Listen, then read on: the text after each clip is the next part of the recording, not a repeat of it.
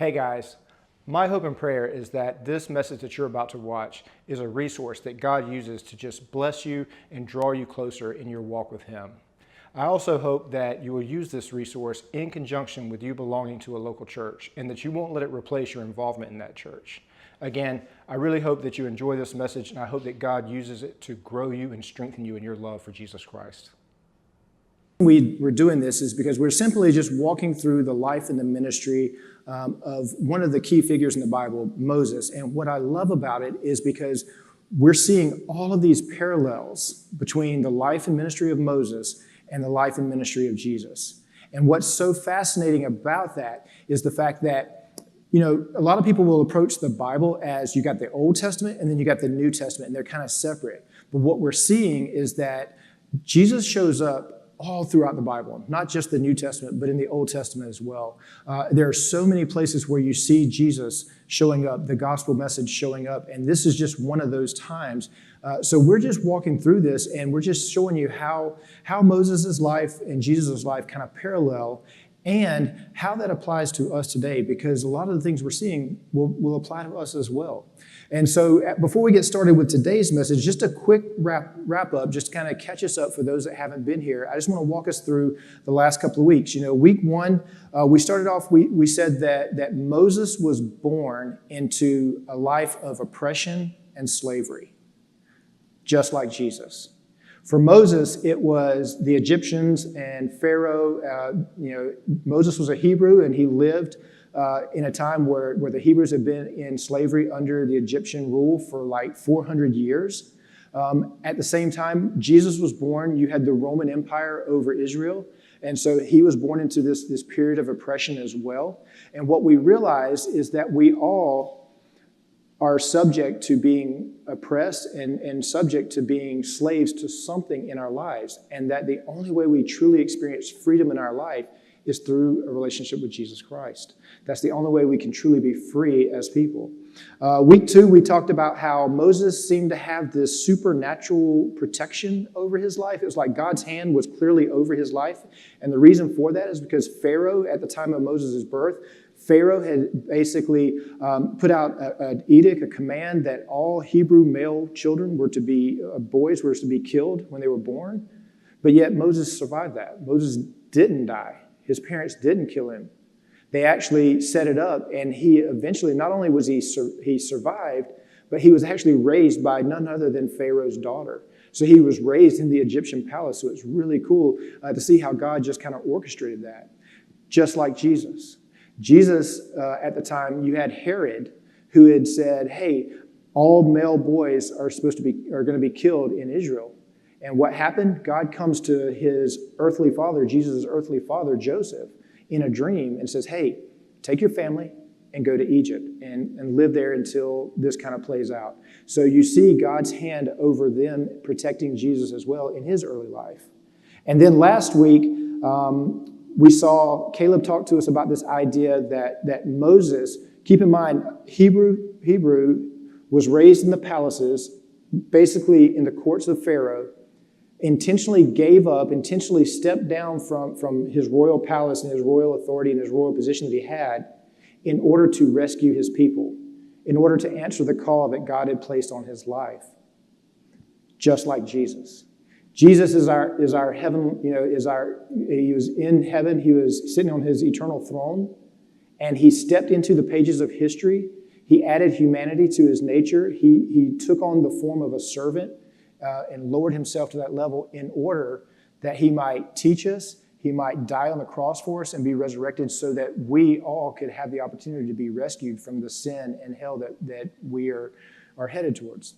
So it's really cool to see, again, how these play out. And what we see last week is when Moses was sitting up here and he intentionally kind of stepped out of the palace, he also stepped into what we call these wilderness moments. Caleb talked a lot about how he stepped into the wilderness. He went into a foreign land, and we're going to talk a little bit more about that today. And we're going to land there today a little bit on this idea of the wilderness moment. And you know what those are, right? For those of us that are Christ followers, not everything always works out the way we want it to. But what we do see is that there are times in our lives where we just feel a little more isolated than we used to.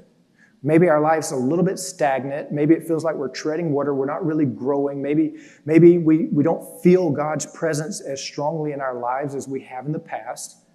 And we call those moments wilderness moments because you feel like you're just out alone. You're by yourself. You're in obscurity.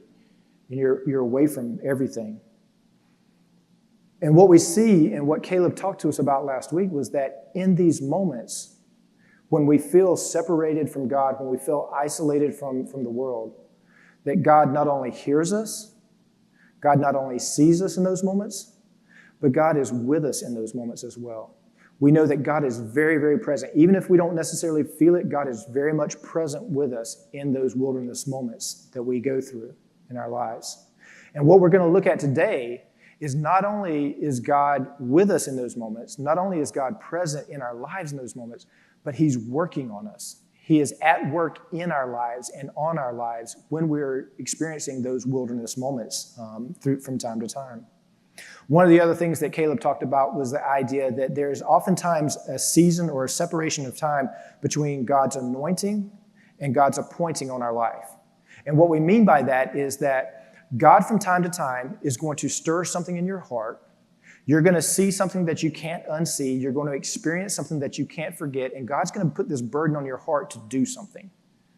And it's just going to weigh on you until you step into it. But oftentimes between the time that God stirs in your heart and the time we step out into faith and step out into that thing that God has called us into, there's oftentimes a little bit of a pause. There's a season in there. And that's what we call those wilderness moments. And if you're here this morning and let's say you're not necessarily a believer yet, maybe you haven't bought into this whole Jesus thing yet, that's okay.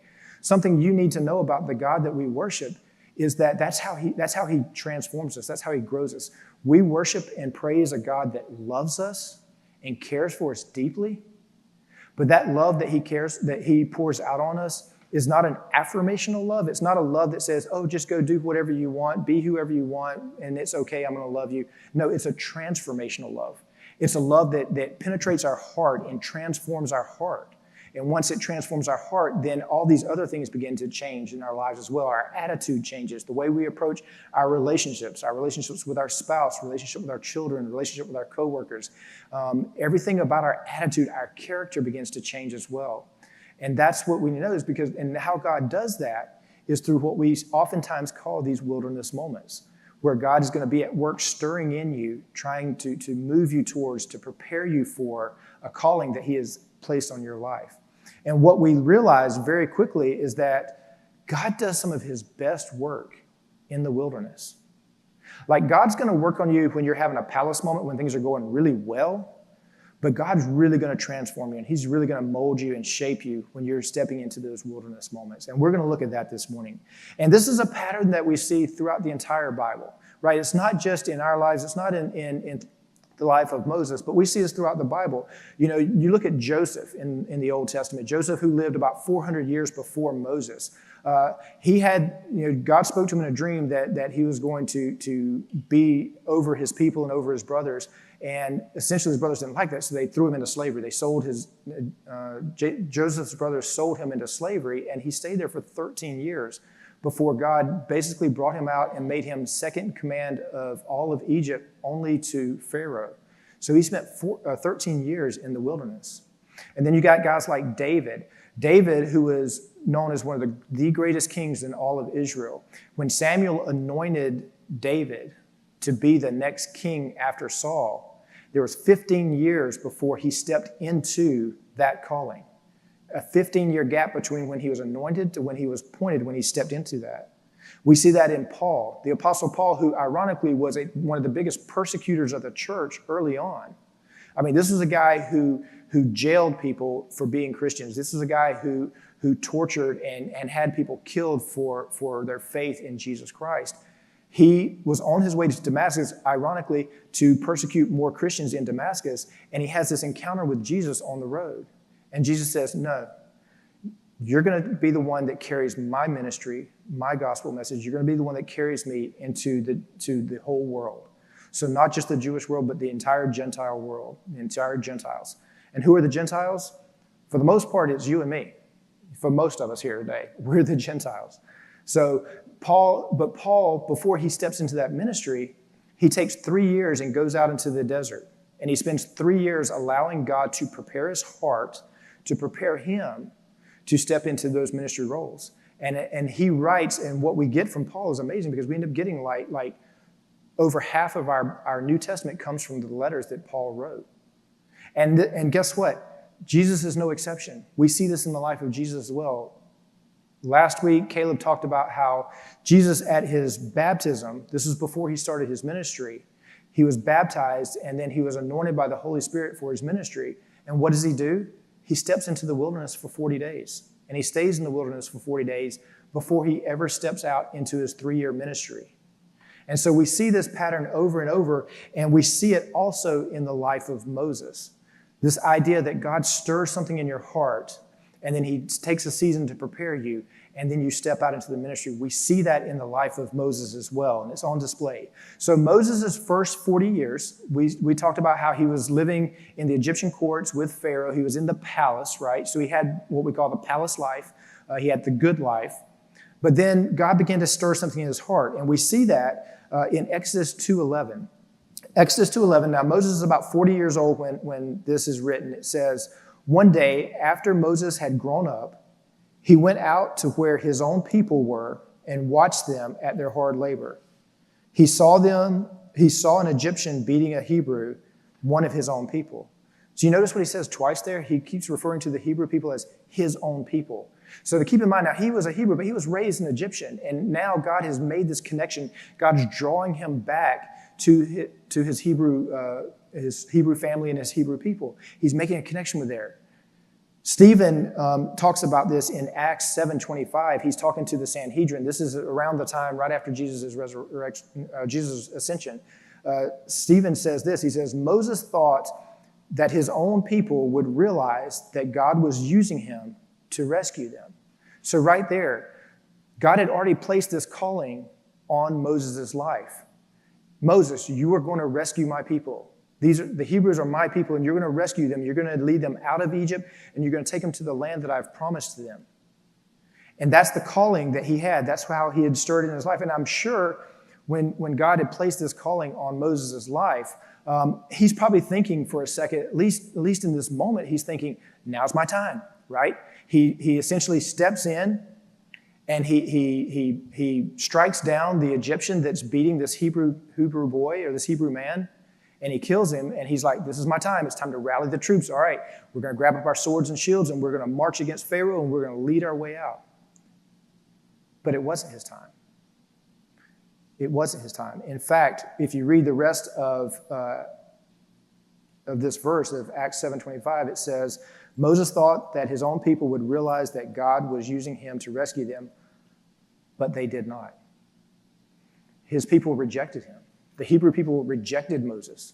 They're like, dude, you're living large in the palace, man. You're not one of us. You might be a Hebrew, but you're not one of us. They rejected him. Not only that, Pharaoh finds out about what happens about him killing this Egyptian guard. And so then now Pharaoh's trying to kill him. So what does Moses do? Moses flees. Moses has no other option. He flees to a foreign land, and in doing so, he enters into his wilderness moment. Now, Moses' wilderness moment was much different than probably what you and I are going to experience. Moses' wilderness moment was 40 years. So Moses essentially, when he flees into the wilderness and he goes to Midian, the next 40 years are pretty unimpressive life for Moses. Matter of fact, it's so unimpressive that the Bible really is kind of short on details of what's happening during this 40 years when he's out in a foreign land in Midian. There's actually only like 3 or 4 verses. So let's just take a look at that. In Exodus 2:21-22, it says, Moses agreed to stay with the man who gave his daughter Zipporah to Moses in marriage. Zipporah gave birth to a son, and Moses named him Gershom. A few verses later, Exodus 3:1, it says, Now Moses was tending the flock of Jethro, his father-in-law, the priest of Midian. Notice how unimpressive his life is. Like he's so unimpressive that he doesn't even have his own sheep to tend to. He's like tending to his father-in-law's sheep. I think that's just ironic. That shows you just how just ordinary Moses' life is during this time. And then in Acts 7:29-30, it says, he fled to Midian, this is Moses, where he settled as a foreigner and had 2 sons. And after 40 years had passed, an angel appeared to Moses in the flames of the burning bush.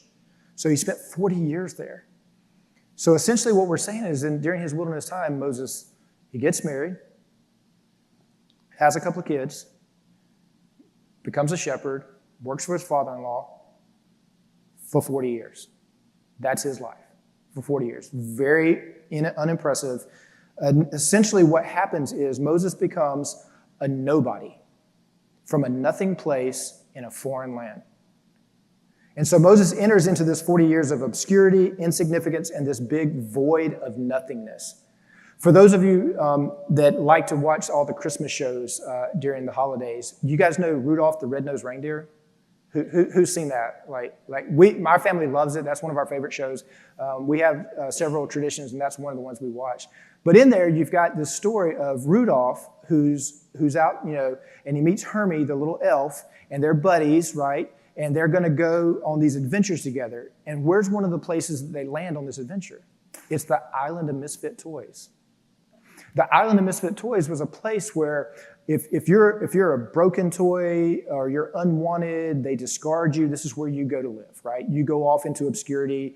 You're not needed, you're not wanted, you're discarded, you're just kind of cast away, right? And that's where they land.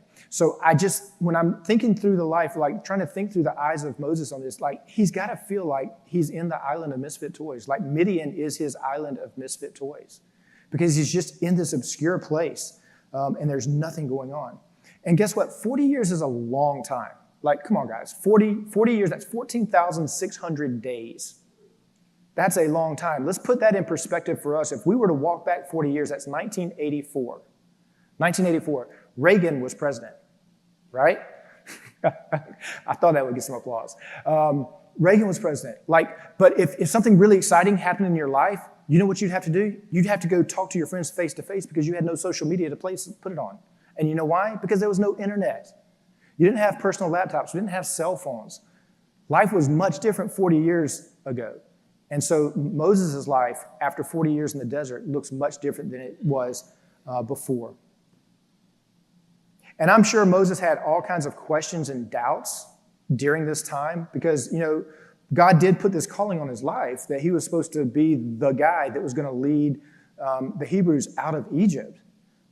But I'm sure he's got all these kinds of doubts about his life, about the calling that Jesus or God has placed on his life, about how it's turned out.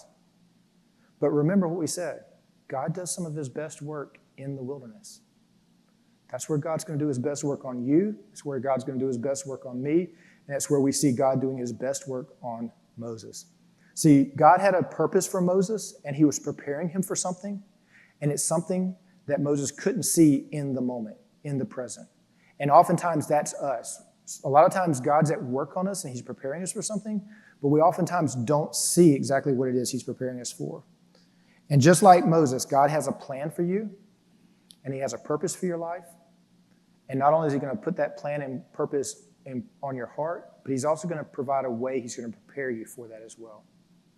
So we spent a lot of time talking about this idea of wilderness moments and how God's going to prepare us. The same things that God was doing in Moses' life, we see him doing in our lives as well. So that's where I want us to spend the rest of our time this morning looking at is exactly what was God up to? Like, what was God doing? How was he preparing Moses to be the leader of the Hebrew people, that he was going to be able to go into the courts of Pharaoh and stand up against him and then lead this army out of Egypt and into the promised land?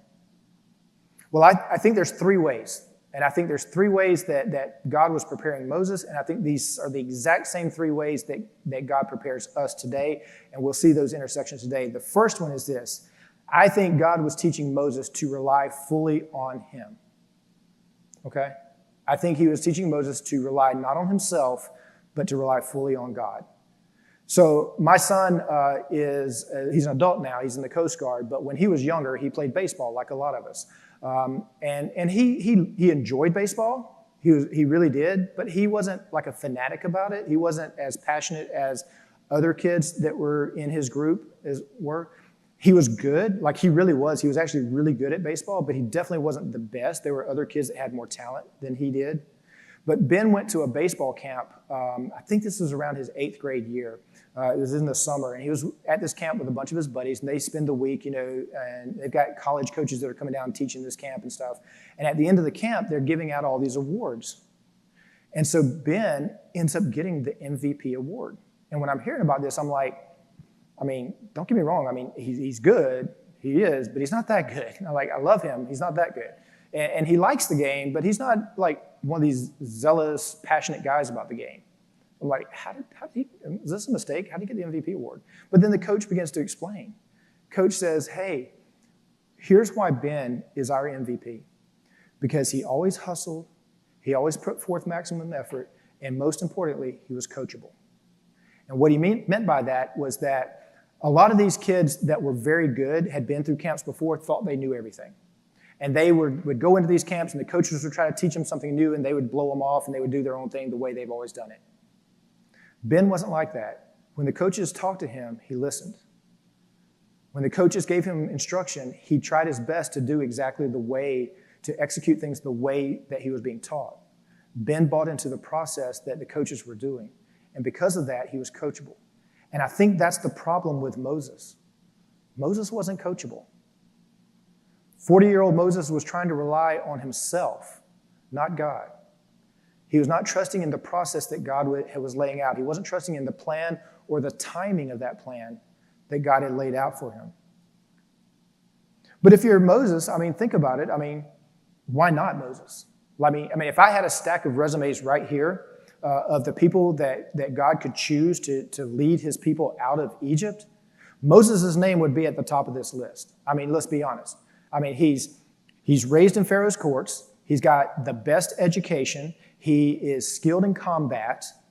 He's strong physically. He looks the part. He's got a network of friends. He's got power. He's got authority.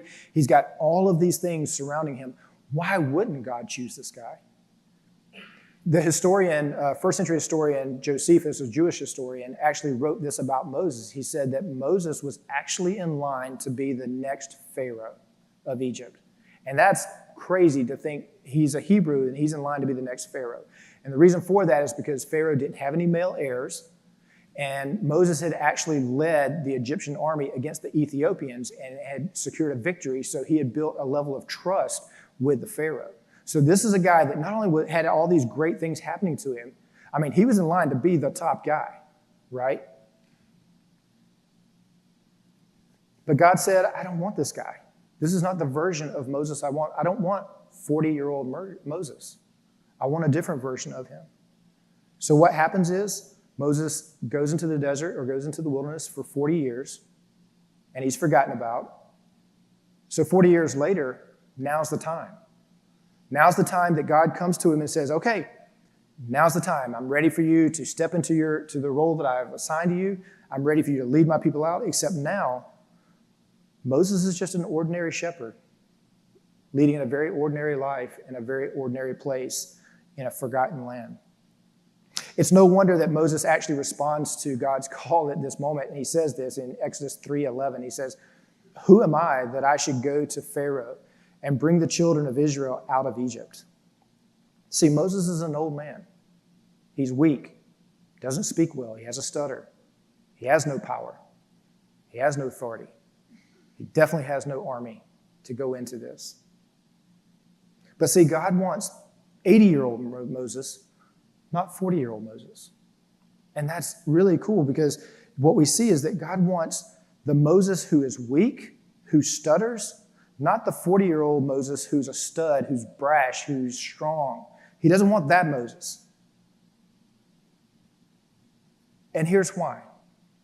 Moses had to get to a point where he was relying solely on God, not on himself. Because if God had used 40-year-old Moses, Moses could thump his chest and stand up and say, look what I did. Now, 40 years later, what's going to happen is God is going to put his power on full display through the weaknesses of Moses. And that's what happens oftentimes. God will often use our weaknesses to display his strength. And I know that sounds like a paradox, but that's exactly what Paul is talking about in 2 Corinthians 12:9 when he says, "Therefore I will boast all the more gladly about my weaknesses, so that Christ's power may rest on me." He goes on in 10 and says, "For when I am weak, I am strong." That's exactly what Paul's talking about. Paul had an affliction. We read about in the New Testament, Paul had this affliction that was debilitating, and it was interfering with his ability to spread the word, to do the work that God had called, and he asked God to remove it. On 3 separate seasons of his life, he says, "God, will you please remove this so that I can continue on?" And God said, "No, I'm not going to remove it. Because in your weaknesses, my strength will be on display. In your affliction, people will see my glory." And I think that's a lesson for all of us today. See, God doesn't want our impressiveness. He doesn't. All the accolades, all our smarts, all our gifts, all our talents, he doesn't need that. He doesn't. He just wants our willingness. We just have to be willing to step up, assume a posture of openness that says, "Okay, God, I clearly cannot do this by myself. I'm just going to rely on you, and I'm going to let you have it, and I'm just going to do whatever you tell me to do." There's an old saying that goes, "God will never give you more than you can handle." And you see that on like memes on social media. You see that people talk about it, and it sounds really cool and it's really poetic. Except here's the problem with it. It's not true. It's absolutely not true. God will oftentimes give you more than you can handle. He will oftentimes put more on your plate than you can handle. And here's why. Because he doesn't want you white-knuckling life thinking you can do it on your own. He wants you to get to a point where you take all of that and you're like, "God, I can't do it anymore. I'm going to fall on my knees, and I'm just going to fall on my face in front of you, and I'm putting it at your feet, and I'm letting you handle it, and I'm going to let you deal with it, and I'm just going to rely on you. I'm just going to trust in you." In our desperation, in our chaos, in our life, God desperately wants us to turn to him, and that's exactly what he does. Jill and I actually were talking this morning, and we were just joking around. She didn't know my notes and what I was going to be talking about, but she asked me, she said, "Does it feel like sometimes God has more faith in us than we do in our own selves?" I was like, yeah, a lot of times. A lot of times God has more faith in what he can do through you than we have in our own selves. And I think that's a huge point, because it's in our weaknesses that we tend to lean most on God. And it's in our weaknesses that his power is perfected through us. And it's in our weaknesses that God is glorified. So the second thing I think that God was doing in Moses' life was this. I think God was developing the right skills in Moses, even if he did not realize it. Remember what Moses was doing during this 40 years in the wilderness? He was a shepherd. He was a shepherd in the desert for 40 years. He shepherded sheep for 40 years. Do you know what Moses was going to be doing the next 40 years? What God had assigned for him the next 40 years? He was going to be shepherding God's people in the desert. It wasn't just that he was going to bring them out of Egypt, but God was going to have them in the desert for 40 years, wandering through the desert, and he was going to be leading these people. Don't you think the practical skills that he was going to learn during those 40 years when he was in the desert would be useful and advantageous for what he was going to be doing in the next 40 years? I mean, think about it. Things like finding water, learning how to navigate yourself in your way through with the people, learning how to fend off predators, learning about plant life, wildlife. All of these things would have been invaluable skills that Moses was going to learn, because he was going to take those very simple, those very ordinary, very mundane tasks that God was teaching him, and he was going to use those in order to lead his people. And here's the ironic thing. Moses had no clue what God was doing during that time. Like this idea that you're gonna herd sheep for days on end and years, and that's gonna prepare you for the calling I've put on you. He had no clue that. Now we have the advantage of being on this side of history. Like, we can look back into the Bible, we can look back into scriptures, and we can see exactly what Moses was calling, or God was calling Moses to do. We know that he was going to take him into the desert for 40 years and lead the Hebrew people out and lead them to the promised land. Moses didn't know that. All Moses knew was that God had called him to rescue his people. That's all. So these skills that he was learning were invaluable. And I think it's very comforting, and I hope that you guys take comfort in this as well, is that God will prepare us through the most mundane, simple task. Things that we're like, there's no way God will ever use this in my life. Guess what? He very well could. He very well may use those types of things in your life. And I personally take a lot of comfort in that. Third thing that I think that God is doing in Moses' life is he's realigning Moses' character, right? He's giving him a character adjustment. Or like my dad used to say, I'm going to give you an attitude adjustment. Basically, he's giving him a character adjustment because 40-year-old Moses, we've talked about it, he was impetuous, he was brash, a little bit of a hot head, probably a little bit arrogant at times. But 80-year-old Moses wasn't. 80-year-old Moses was humble. He was meek. He was patient. He had developed a sense of like this humble confidence about him that put him very comfortable in his skin of where he was. So essentially, God was realigning Moses to his character to be the kind of person who could walk into the courts of the most powerful man in the known world and confidently look at him and say, let my people go.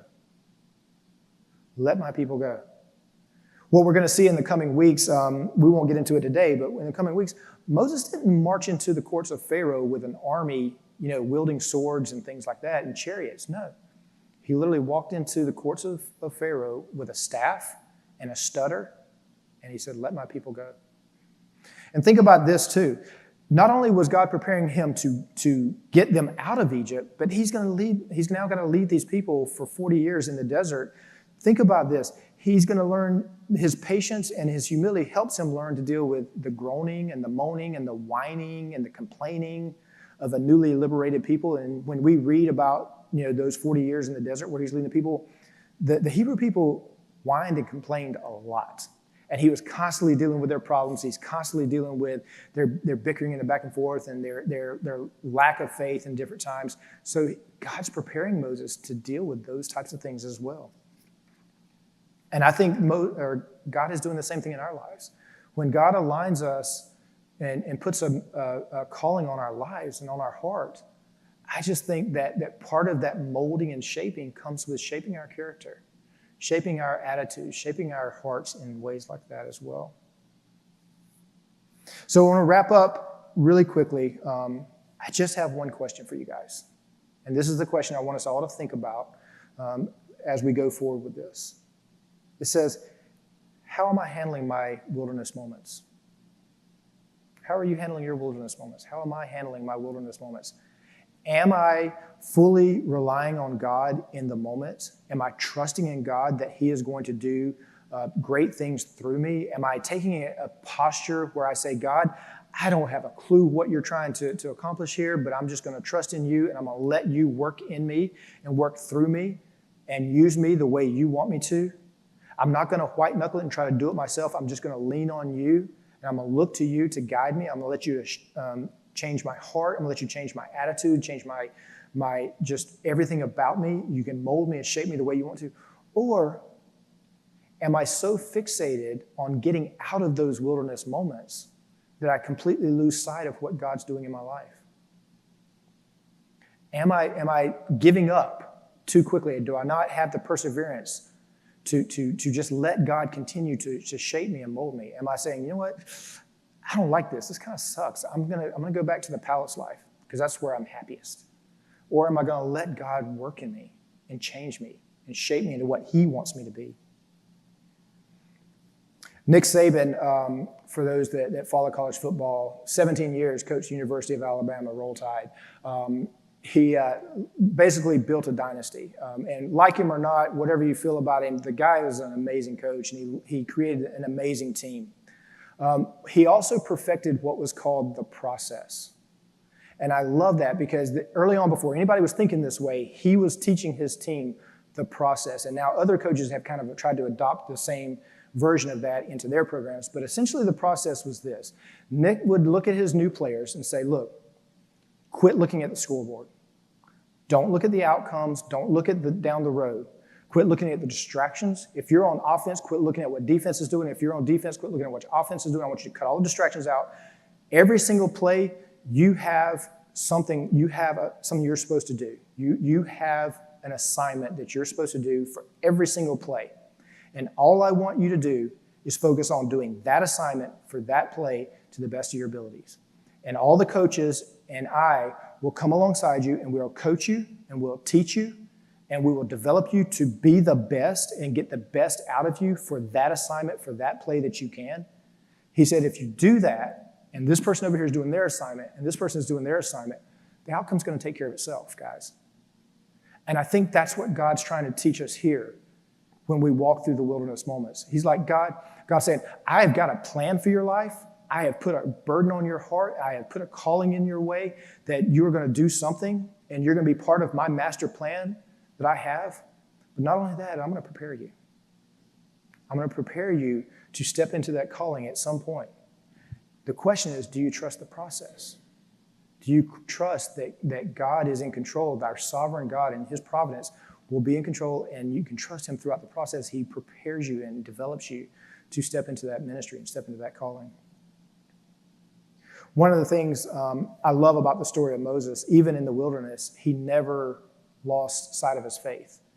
Even in amongst the doubts, amongst the struggles, amongst all the hard times, he never lost sight of his faith. Hebrews 11:28 says, by faith he, this is Moses, kept the Passover and the application of the blood so that the destroyer of the firstborn would not touch the firstborn of Israel. Look, here's the thing. We're all on a spiritual journey. We are all on a faith journey. And here's what I know about us. We're all at different places. Some of us have been walking with Jesus for 30, 40 years. Some of us have been walking with him for 30 minutes, and that's okay. Some of us haven't even taken that full first step yet, and that's okay. We're just kind of kicking the tires, trying to figure this out. But here's what I know. We're all on this journey together. And what I do know about God is this. You're going to experience some palace moments in your life. You're going to experience some wilderness moments in your life. And God will always use those wilderness moments way more than he's going to use the palace moments in your life. So when you find yourself in one of those moments, when you find yourself in the wilderness, don't be so quick to try to get yourself out. Lean into it, because God may very well be trying to prepare you for something. And lean into what it is he's trying to lead you to, what he's trying to shape you into, so that you can step into the calling that he has assigned to you, so that you can execute that to the best of your ability. All right? Let me pray for us this morning.